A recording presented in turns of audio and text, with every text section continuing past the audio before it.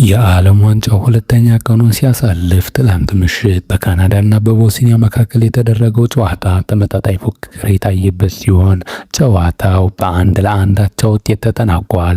ከዚህ በተጨማሪ እኩለ ሌሊት ላይ በአዘጋጇ ሀገር አሜሪካና በደቡብ አሜሪካ ሀገር ፓራጓይ መካከል የተደረገው ጨዋታ 4-1 በሆነ ውጤት በአሜሪካ አሸናፊነት ተጠናቋል።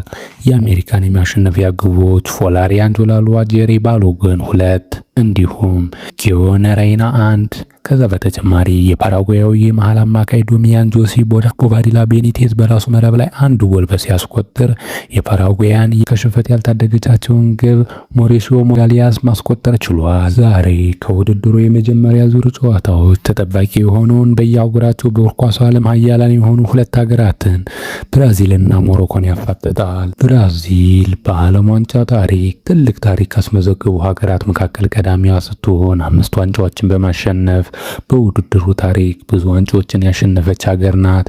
ፔሌ፣ ትልቁ ሮናልዶ፣ ሮቤርቶ ካርሎስ፣ ሮናልዲኒዮ ጎቹ እንዲሁም ካካንና ሌሎች የመሳሰሉ ትልቅ ከዋክብትን ያፈራቸው የላቲኗ ፈርጥ ብራዚል ከቅርብ ጊዜ ወዲህ በውድድሩ ስኬታማ ለመሆን ስትቸገር ተመልክተናል። በአሁኑ ዓመት በአዲስ አሰልጣኝ የመጣው የብራዚል ብሔራዊ ቡድን ረጅም ርቀት እንደሚጓዝ ተስፋ ተጥሎበታል። ገና የዓለም ዋንጫው ምድብ ይፋ እንደሆነ ሞሮኮን በጣም መጠንቀቅ አለብን ያሉት የብራዚል ብሔራዊ ቡድን አሰልጣኝ ካርሎ አንቸሎቲ ተጫዋቾቻቸው ለጨዋታው ትልቅ ትኩረት እንዲሰጡት ያሳስባሉ ተብሎ ይጠበቃል። ባለፈው የዓለም ዋንጫ ውድድር የግማሽ ፍጻሜ ተፋላሚ የነበረችው ሞሮኮ አሁን ጥሩ የተባለ ስብስብ አላት።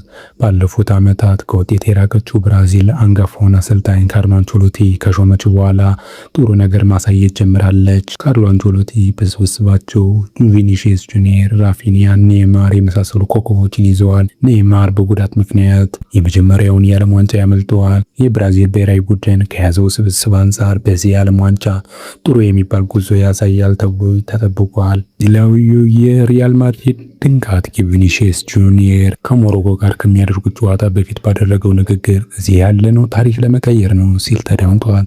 ተጫዋቹ አክሎም ብራዚል በሚገባ የታላቅነት ደረጃ ላይ እንድትገኝ እንጥራለን የሚል አስተያየትን ሰጥቷል።